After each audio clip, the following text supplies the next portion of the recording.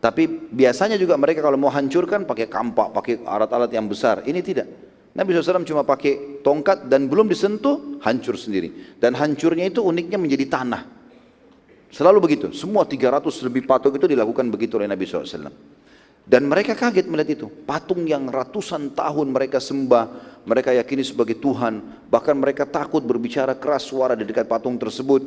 Mereka menganggap kalau bersumpah atas namanya akan diijabah. Dan segala macam keyakinan yang selama itu di zaman jahiliyah mereka percaya. Maka patung-patung tersebut semuanya berjatuhan di hadapan Nabi SAW dan berlebur dengan tanah. Jatuh.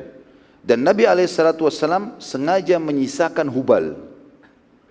Tinggal satu Hubal, patung yang paling besar.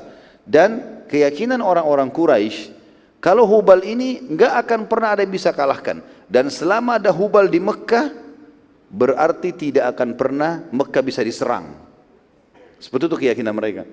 Sekarang Nabi SAW ingin membatalkan keyakinan itu. Maka beliau pun mendekati Hubal alaihissalam dan beliau sengaja memegang tongkatnya, memperlihatkan kepada Quraisy lalu mencolok matanya Hubal. Sambil mengatakan waqul ja'al haqq wa zahaqal batil innal batila kana zahuqa. Perlu teman-teman tahu, Hubal ini kalau dipikul itu mungkin 20 orang baru bisa angkat. Beratnya, patung besar. Mungkin lebih besar daripada tiang masjid ini. Tapi Nabi SAW di atas untanya, dan Nabi SAW juga tinggi besar. Lalu tongkatnya pun dicolokkan ke matanya. Begitu satu kali dicolok saja, disentuhkan Nabi SAW, goncang Hubal. Goyang, seperti lagi ada yang goyangkan gitu. Lalu Nabi SAW menarik tongkatnya, ingin menunjukkan kepada Quraisy, lihat.